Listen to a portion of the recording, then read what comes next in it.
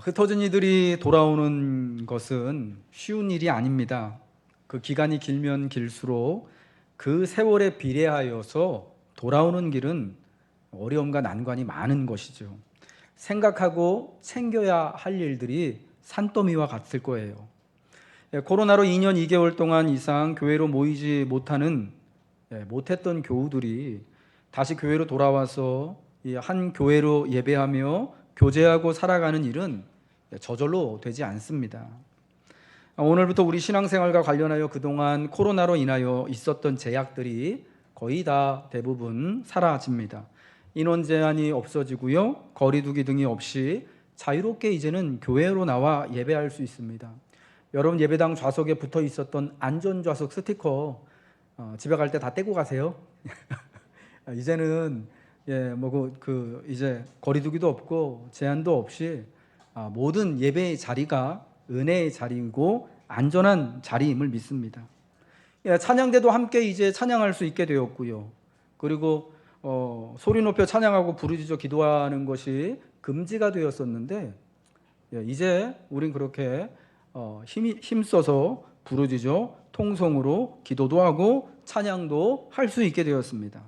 5월 첫 주일부터는 교회 안에서 애찬, 즉 주일 점심 식사도 함께 할 수 있습니다.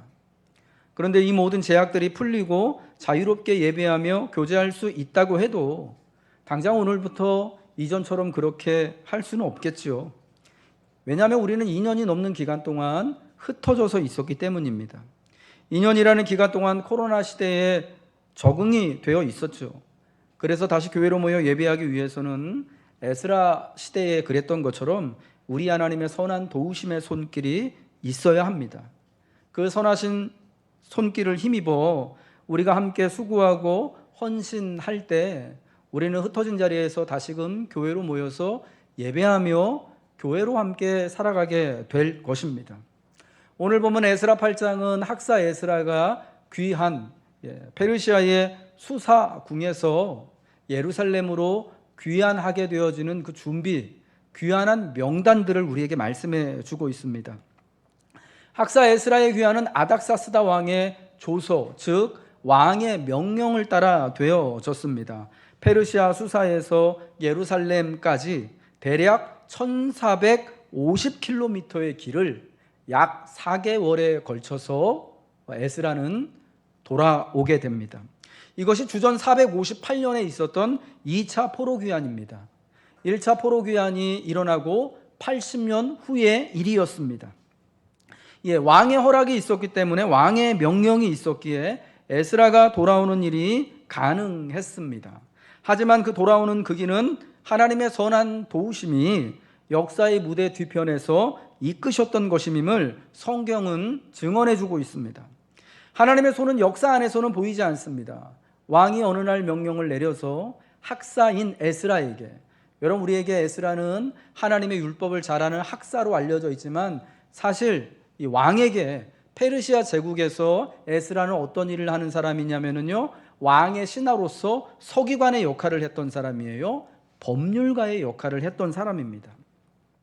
에스라를 유대 지역으로 파송해서 거기서 율례와 규례를 가르치는 일을 수행하게 한 왕의 명령이 있었기 때문에 돌아오는 일이 되어지는 것 같지만, 그러나 그것은 왕을 통하여서 하나님이 일하시고 있었다라는 것입니다.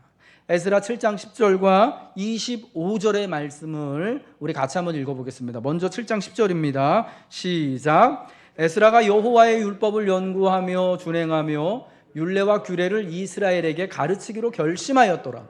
에스라가 결심을 합니다. 여호와의 율법을 연구하여, 그리고 먼저 자기가 연구한 그 율법을 순종해서 그 율례와 규례를 돌아간 이스라엘에게 가르치기로 결심을 합니다. 그런데 여러분, 이 결심만 가지고는 에스라가 이 일을 할 수 없습니다. 왜냐하면 에스라는요, 지금 페르시아 수사궁에서 왕의 신하로서 왕의 서기관의 일, 법률가의 일을 감당하고 있기 때문입니다. 그런데 마침내 이런 결심을 가지고 하나님께 은혜로 구하였을 때 다니엘이 환관장에게 은혜 입기를 구했던 것처럼 물론 여러분 성경에는 나오지 않지만은 에스라가 하나님 앞에 그렇게 자기의 결심을 놓고 하나님이 길을 열어주실 것을 간구했을 것입니다. 그러할 때 마침내 왕이요 명령을 내려서 갑자기 80년 만에 다시 돌아가는 일이 일어나게 된 것입니다. 7장 25절의 말씀입니다. 읽겠습니다. 시작. 에스라여, 너는 내 손에 있는 내 하나님의 지혜를 따라 내 하나님의 율법을 아는 자를 법관과 재판관을 삼아 강 건너편 모든 백성을 재판하게 하고 그중 알지 못하는 자는 너희가 가르치라. 아닥사스다 왕의 조소 중에 그 명령 중에 일부분입니다. 내 손에 있는 내 하나님의 지혜를 따라, 이건 여러분 에스라의 손에 들려진 율법의 말씀을 의미하는 겁니다. 에스라가 예루살렘으로 돌아갈 때요 빈손으로 가는 게 아니라 그동안 잃어버렸던, 예루살렘 성전이 불타고 없어질 때 그 안에 있던 하나님의 율법책도 사라졌거든요. 다 빼앗겼거든요. 그 책을요 오랜 세월 동안 잃어버렸던 하나님의 율법책을 그 손에 들고 예루살렘으로 돌아가는 거예요. 그거를 너는 내 손에 있는 내 하나님의 지혜를 따라 하나님의 율법을 아는 자를 법관과 또 재판관을 삼아서 재판하라고 하는 말씀 가운데 드러나는 것이죠. 이 아닥사스다 왕의 조소 일부는요, 일부에 여기 특별히 하나님의 율법이라고 번역된 단어는 사실 제국의 칙령을 의미하는 거예요. 제국의 칙령, 황제의 왕의 법을 말하는 겁니다. 그러니까 내 하나님의 지혜를 따라서 제국의 칙령을 아는 자를 법관과 재판관을 삼아서 강 건너편 모든 백성을 재판하게 하고 그중 그 법령을 알지 못하는 자는 가르쳐라 라고 하는 게 왕의 명령입니다. 에스라가 원래 아닥사스다 왕의 신하인데 뭐 하는 사람이었다고요? 서기관, 특별히 법률가의 일을 하는 사람이었습니다. 우리에게는 학사로서 하나님의 율법에 능통한 학사로 알려져 있지만, 그러나 사실 아닥사스다 왕의 법률 신하였어요. 법률가였고 서기관 역할을 하던 사람이었습니다. 여러분, 이러한 에스라를 왕이요 예루살렘으로 돌려보내면서 거기서 제국의 칙령을, 제국의 법칙을, 왕이 오랜 세월 동안 제정한 법칙들을 따라 백성들을 재판하고 가르치기를 원했는데, 에스라는 어떻게 결심을 했다고요? 왕은 제국의 칙령을 가르치기를 원했지만 에스라는 하나님의 율법의 말씀을 가서 백성들에게 가르치고 연구하고 준행하고 가르치기로 결심을 한 것입니다. 여러분, 성경은 이 제국의 칙령이라는 단어를요 하나님의 율법으로 바꿔서 말씀을 합니다.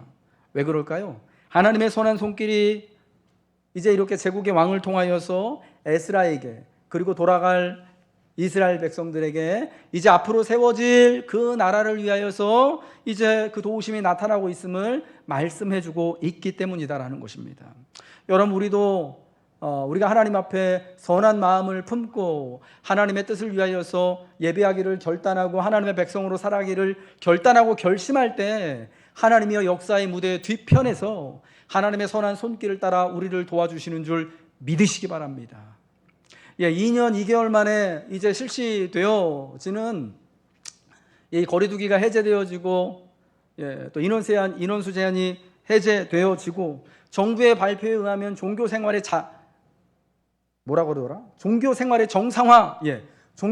정상화라고 이야기를 하더라고요.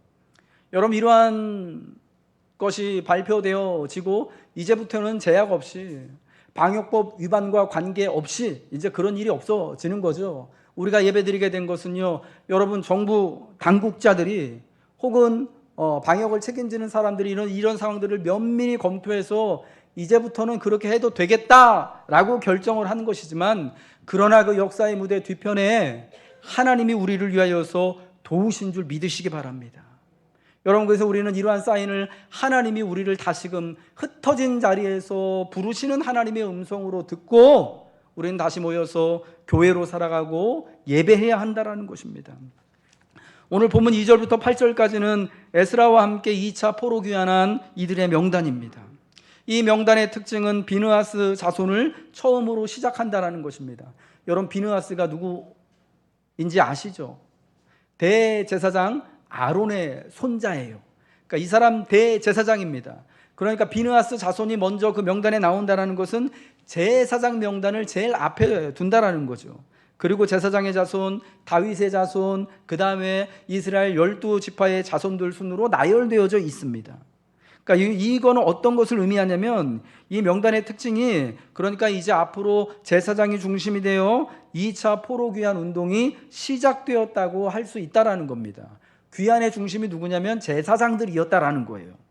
이들의 목적은요, 성전이 재건된 예루살렘으로 돌아가 제사장이 중심된 제사장 나라를 하나님을 위해서 세우는 것입니다.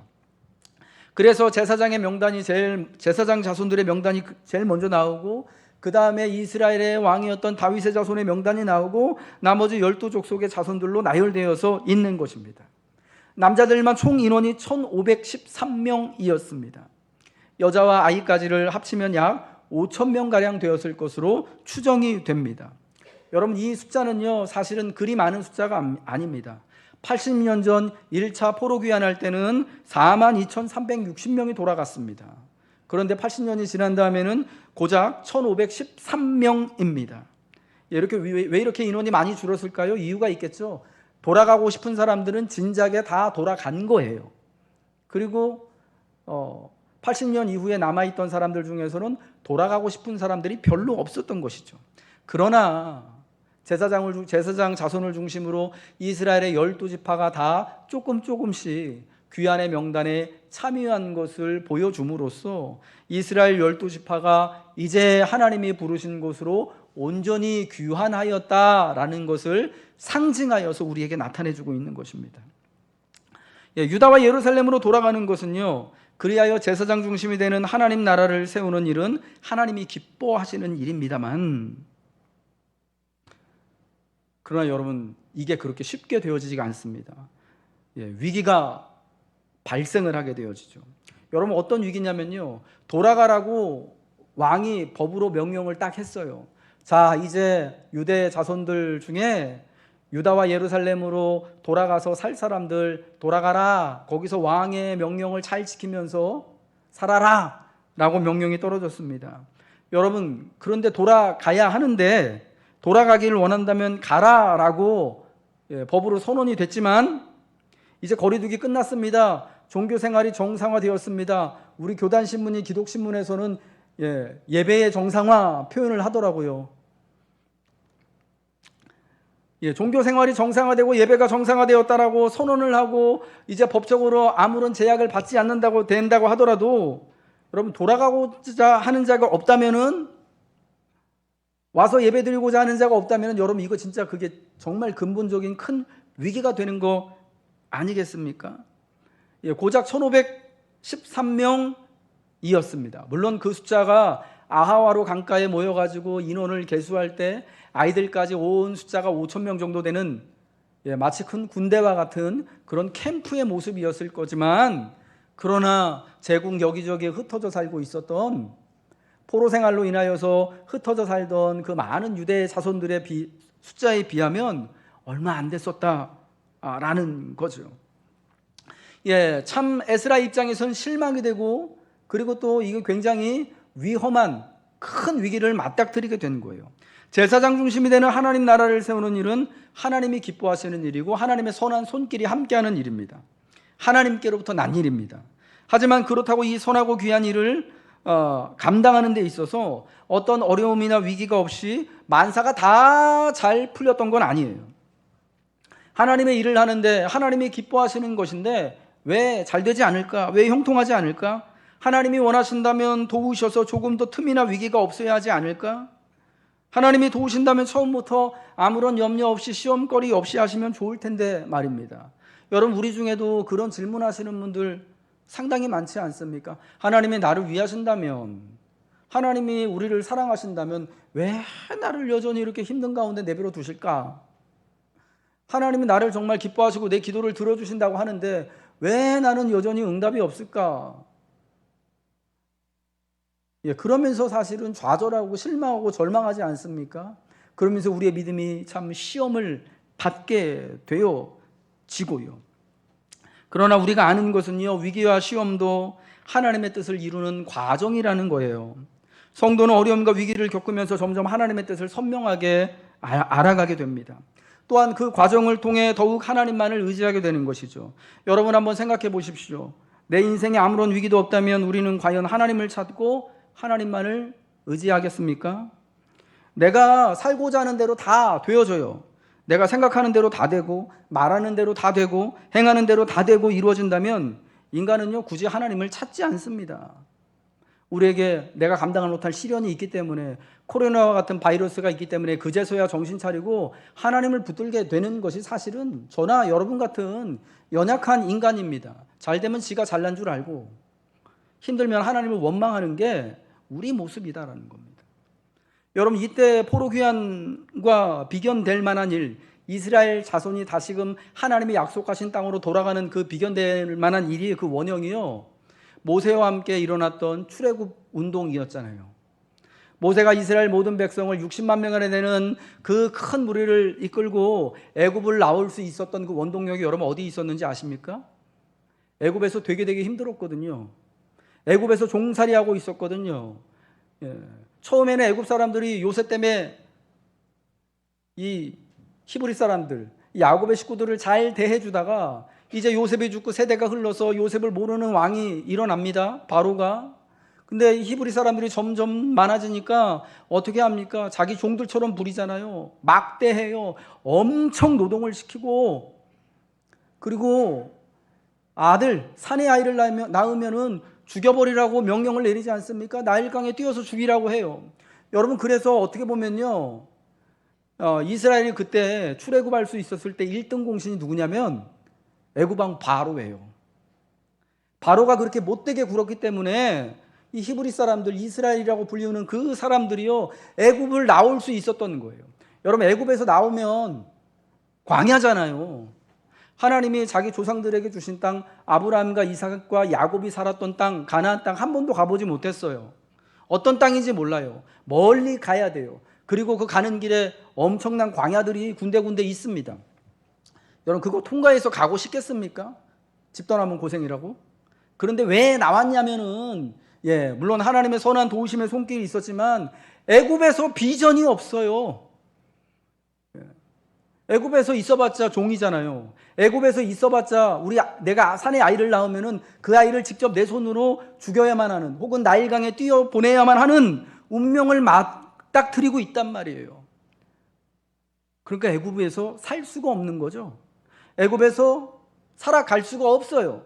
그러니까 모세와 함께 하나님의 선한 도우심을 입어서 애굽을 출애굽하는 역사가 있었던 거예요. 사실 그때 애굽 땅에서 모든 히브리 사람들이 요셉 시대처럼 잘 먹고 잘 살았다면, 바로가 그들을 잘 대해주었다면 애굽 사람들처럼 잘 대해주고 거기서 일도 잘하고 거기서 좋은 집에도 살고 거기서 신분도 높아지고 거기서 비즈니스도 잘하고 했다면 그럼 출애굽은 없었을 것입니다. 바로의 시련이 있었기 때문에 애굽 사람들이 그 히브리 사람들을 종초로 막 학대하고 때로는 죽이고 굉장히 그냥 아프게 했기 때문에 나오게 되었던 것이죠. 에스라가 맞닥뜨린 위기는요, 귀환하기 위해 모인 이들이 사실은 기대했던 것만큼 많지 않았다라는 거예요. 더군다나 그들 중에 레위 자손이 한 명도 없었고요, 게다가 레위인을 도와 성전에 이러저러한 잡다한 일들을 감당할 느디님 사람들도 없었다라는 거예요. 레위 자손이 한 사람도 없었고 느디님 사람들이 없었다라는 것은요, 그만큼 귀환하는 일에 여기저기 흩어져 살고 있던 유대인들이요, 별로 관심이 없었다라는 겁니다. 굳이 돌아가고 싶지 않았다라는 것입니다. 여러분, 유대 사람들이요, 바벨론 포로로 사로잡혀가서 그 무수한 세월을 살아오면서 거기서 여러분 종살이만 한 거 아니에요? 잘 나갔어요. 잘 살았어요. 여러분, 다니엘과 같은 사람들, 다니엘의 친구들과 같은 사람들 총리 역할을 하고 방백 역할을 하지 않습니까? 에스더와 같은 사람은요, 왕의 부인 왕비가 되었었어요. 그 오라비 모르드게는요, 총리였어요. 그리고 오늘 성경에 나온 이 에스라, 아닥사스다 왕의 서기관이었고 법률가였어요. 오늘날도 여러분 법률가, 검사나 판사나 변호사 얼마나 떵떵거리고 삽니까? 권세가 있잖아요. 느헤미야 왕의 술 맡은 관원장이었습니다. 비서실장이었어요. 이 말은 뭐냐면요, 이스라엘 사람들이요, 유대인들이요, 그 바벨론 제국으로 사로잡혀가서 페르시아 제국 안에서요 잘 사는 거예요. 여러분, 지금도 세계 도처에 유대인들이 흩어져서 살지만, 여러분, 그들이 사실은 그렇게 인원이 많지는 않지만, 숫자가 많지는 않지만, 경제계, 금융계, 재계, 정치계, 여러분 참 굉장히 많은 영향력들을 끼치고 있지 않습니까? 그런 잘 살고 있던 그들이요, 한 번도 가보지 못했던 고향 땅, 할아버지가 살고 그 할아버지가 살던 땅에 여러분 가는 게, 여기 있는 기반을 다 내팽겨치고 돌아가는 게 쉽겠습니까? 간단히 얘기해서 에스라가 살기에는 어디가 더 편하겠습니까? 페르시아 수상궁이 편하겠어요? 예루살렘이 좋겠어요? 집사님 어디가 편할 것 같아요? 아니 너무 뻔하죠. 예, 페르시아 그 수상궁이 훨씬 편해요. 거기가 훨씬 대도시고요. 거기 내 신분도 좋고 지위도 좋고, 예, 사람들한테 대접받으면서 잘 살 수 있어요. 거기서 애들 교육시키기도, 예, 국제적인 그런 감각을 갖춘, 요즘 우리 좋아하는 것처럼 막 영어 잘하고 막 그 세계적인 어떤 그런 이제 비즈니스 마인드를 갖추고 있는 사람들, 우리 아이들을 그렇게 키우기가 훨씬 좋아요. 그러니까 가고 싶지 않은 거예요. 여러분, 이런 위기를 만나는 겁니다. 자, 돌아가세요 해도 못 가는 게 아니라 안 가는 거예요. 예, 특별히 레위인들과 느디님 사람들이 없었다라는 것은요, 이게 이 포로 귀환의 목적에 큰 장애가 되는 겁니다. 이 포로 귀환의 목적이 성전을 중심으로 제사장 나라를 세우는 것인데, 만일 레위인과 그들을 섬길 느디님 사람들이 없다면 성전에서의 제사, 성전을 중심으로 새롭게 공동체를 이루어 살아가는 일에 큰 타격, 누가 해요? 그거를 어려움이 발생하게 되는 거죠. 왜 2차 귀환하기 위해 처음 모였을 때 레위인이 한 사람도 없었을까요? 그것은 귀환의 성격과 관련이 있고, 레위인과 느디님 사람들이 성전에서 하는 일과 관련이 있었어요. 말씀드린 것처럼 2차 이 귀환의 목적은 재건된 성전을 중심으로 하나님의 율법과 말씀대로 살아가는 제사장 나라를 세우는 거예요.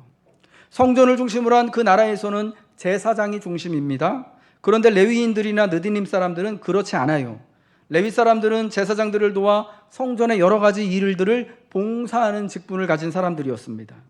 이스라엘이 애굽을 나와 광야를 지나갈 때 레위 사람들의 중요한 직분은요, 하나님의 법궤와 하나님의 회막을 세우는 그 모든 기구들을 자기의 짐에 어깨에 메고 행진하는 거였습니다. 예, 그 일은요 레위 사람들만 할 수 있는 매우 존귀한 일이었습니다. 그런데 예루살렘의 성전이 지어지고 난 후부터는 이러한 레위인들의 존귀한 일, 하나님의 법궤를 메고 하나님의 성전에 있는, 하나님의 회막에 있는 기구들을 직접 그들만 메고 운행하는 일을 더 이상 할 수 없게 됩니다. 왜? 이제 성전이 지어졌으니까 하나님의 법궤와 하나님의 성막에 있던 모든 그 기구들과 기명들이 다 어디에다가 보관하면 됩니까? 성전에다가. 이동할 필요가 없어지는 거예요. 그때부터 레위인들이 하는 일은 뭐냐? 성전의 크고 작은 일들, 성전의 기구들과 기명들을 관리하고 보관하고 보충하는 역할을 합니다. 여러분, 그것도 중요하고 의미 있는 일이지만 제사장들의 일이나 그들의 중요도에 비하면 굉장히 낮고 보조적인 역할입니다. 느디님 사람들의 형편은 그보다 더 아래이지요. 느디님 사람들은 성전 제사를 위해서 나무 패고 물 깃는 일을 하는 사람들입니다. 성전에서 일하는 사람들 중에 가장 모양도 안 나고 가장 힘들고, 그런데 가장 보수도 적은 일을 하는 사람들이에요. 원래 이 사람들은요 이스라엘 족속이 아니었어요. 가나안 족속 중에 기브온 사람들이었습니다. 여호수아가 가나안 땅을 정복해 나갈 때 그들 가까이 있던 기브온 거민들이 이스라엘과 화친하기 위해서 멀리서 온 것처럼 꾸며서 조약을 맺지 않습니까? 후에 여호수아는 그들에게 속은 사실을 알고요, 어떻게 합니까? 이 기브온 사람들을, 이스라엘 사람들을 위하여서 나무 패고 물 깃는 자로 영원토록 삼게 됩니다. 종을 삼은 거예요, 종. 특히 그들을 여호와께서 택하신 곳에서 회중을 위하며 여호와의 제단을 위하여 나무 패며 물 깃는 종들로 삼게 된 거예요. 근데 여러분, 이 레위 사람들과 느디님 사람들이 이제 예루살렘 성전이 무너지고 포로로 사로잡혀간 그 페르시아 땅에서 무슨 일을 하면서 먹고 살았을까요? 거기 여러분 예루살렘 성전이 없잖아요. 그러니까 성전 일을 이전처럼 내 할아버지가 그 할아버지가 했던 그 일을 더 이상 하지 않아도 돼요. 성전과 관련된 일이 아닌 다른 일들을 하며 살았을 거예요. 어떤 사람들은 농사를 졌을 것이고, 어떤 사람들은 비즈니스를 했을 것이고, 어떤 사람들은 그래도 거기서 제국의 교육을 받아가지고 관리의 일을 했었을 것이고, 그래서 그 중에 상당히 잘 나가는 사람들, 부유하게 되어진 사람들이 많이 있었을 것입니다. 그러니까 이전에 예루살렘에 살 때보다요, 이전에 레위 사람들로 느디님 사람들로의 그 역할을 할 때보다 훨씬 잘 사는 거예요. 그러니까 그런 사람들이 예루살렘에 돌아가면 성전에서 제사장들 받들고 폼나는 일이 아닌, 누구도 귀하게 여기지 않는 나무 패며 물 깃는 일을 하고 여러 허드렛 일을 해야 하는 거예요. 그리고 보수도 별로 좋지 않아요. 월급도 많이 안 줍니다. 돌아가고 싶지 않은 것이 당연합니다. 그래서 레위 사람들도 느디님 사람들도 귀환을 위해 모였을 때 그 아하와로 강가에 단 한 명도 나오지 않은 거예요. 그들은 사로잡혀 간 곳, 흩어진 곳에서 살아가는 것이 사회적으로 훨씬 나았고요, 신분적으로 경제적으로 훨씬 나았기 때문에 사실은 돌아갈 이유가 없었던 거예요. 못 간 게 아니라 안 가고 싶었던 것입니다.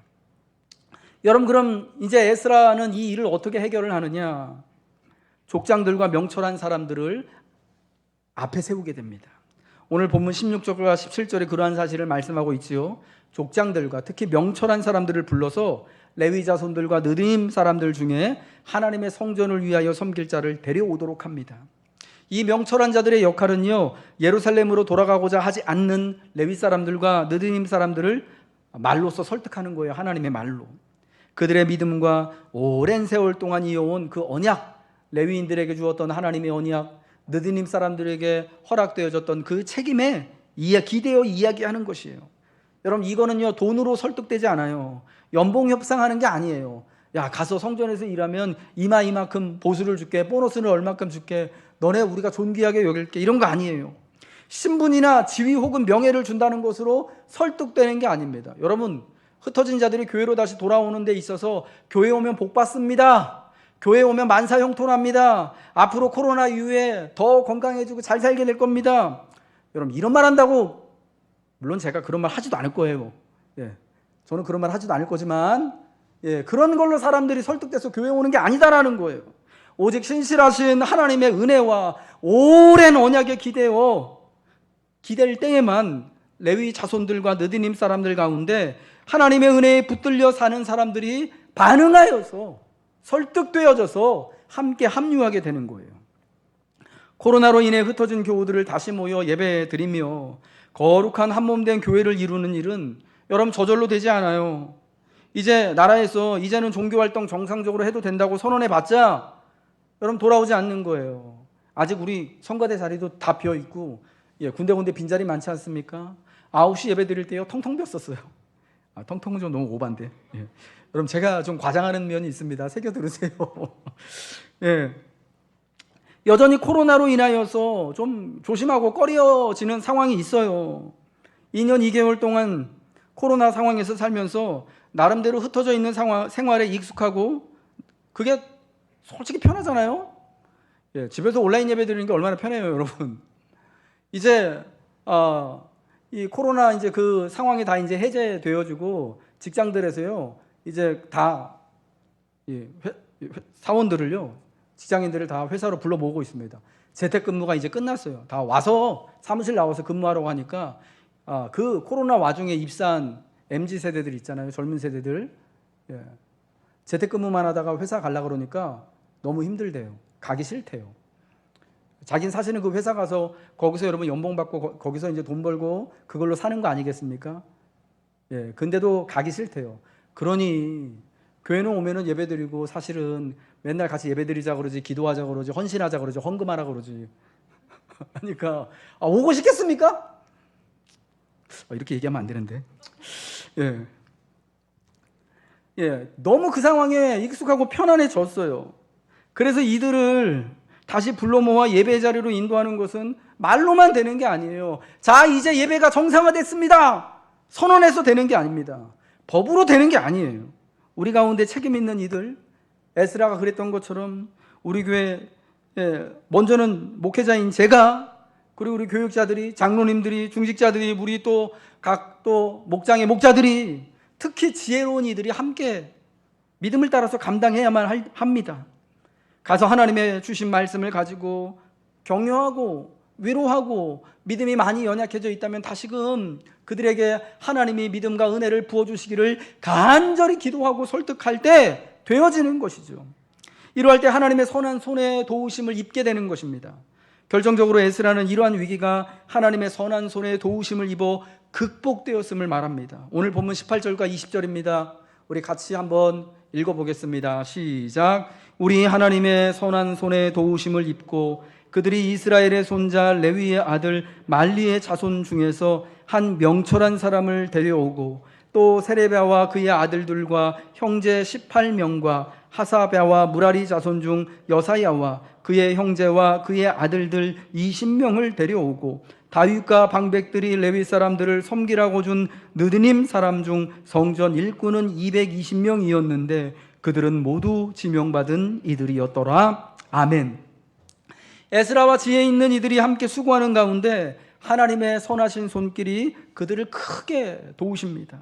하나님은 우리가 그분의 나라와 그분의 이름을 위해 헌신할 때 하나님은 그냥 가만히 계시지 않습니다. 이제 이 지혜롭고 명철한 자들을 따라서 38명의 레위 자손들과 220명의 느드님 사람들이 마침내 2차 포로 귀환의 행렬에 함께 동참을 합니다. 당시 흩어져 살고 있었던 모든 레위 자손들, 느드님 사람들에 비하면 이 숫자도 그렇게 많지는 않았을 거예요. 다 돌아가는 것은 아닙니다. 그 중에 일부입니다만 앞으로 성전을 중심으로 하나님의 율법의 말씀을 순종하며 살아갈 수 있도록 섬길 수 있는 토대가 마련이 되는 거죠. 우리 하나님의 선한 손의 도우심을 그들은 힘입었습니다. 성경에서 명철한 사람, 지혜로운 사람은 여호와를 경외하는 사람입니다. 잠언 9장 10절에 여호와를 경외하는 것이 지혜의 근본이요 거룩하신 자를 아는 것이 명철이니라 말씀합니다. 사로잡혔던 이들이 돌아오는 이 길에서는요, 여호와를 경외하는 지혜로운 사람, 거룩하신 자를 아는 명철한 이들의 수고와 헌신이 있었던 거예요. 그렇기 때문에 레위 자손들, 느드님 사람들이, 제사장들, 일반 백성들과 함께 예루살렘으로 귀환하여 하나님을 예배하며 그 말씀을 지키며 믿음을 따라 살아가는 귀한 공동체를 세워나갈 수가 있었던 것이죠. 우리 사랑하는 성도 여러분들, 오늘 함께 예배드리는 여러분들, 또 가정에서 온라인으로 예배드리는 여러분들, 이제 우리가 함께 돌아올 차례입니다. 예배의 자리로 돌아오는 것은 하나님께로 돌아오는 것입니다. 하나님이 이 시기를 통하여서 여러분을 부르시는 줄로 믿습니다. 하나님께 돌아오는 길은 여러 가지 이유로, 그동안의 삶의 습관으로 쉽지 않은 길일 것입니다. 흩어져서도 하나님 잘 예배할 수 있을 것 같고, 내 믿음 내가 알아서 잘 지킬 수 있을 것만 같잖아요. 그런데 여러분, 우리의 믿음은요, 희한하게도 우리가 같이 모이지 않으면 예배를 통해 하나님과 대면하고 믿는 이들이 서로 얼굴과 얼굴을 마주하며 예배를 통해 교제할 때 우리의 믿음이 지켜지고 믿음이 장성하게 되는 것입니다. 그래서 교회는 오랜 세월 동안 예배의 공동체로 존재해 왔습니다. 이제 우리가 하나님께 응답할 시간이 되었습니다. 여러분이 응답할 시간이 되었습니다. 다시 예배의 자리로 나오십시오. 다시 교회로 함께 살아갑시다. 하나님의 선하신 도움의 손길이 모여 예배하는 교회 위에, 성도 위에 임할 것입니다. 그리하여 마침내 우리는 새로운 시대 희망의 삶으로 걸어가게 될 것입니다.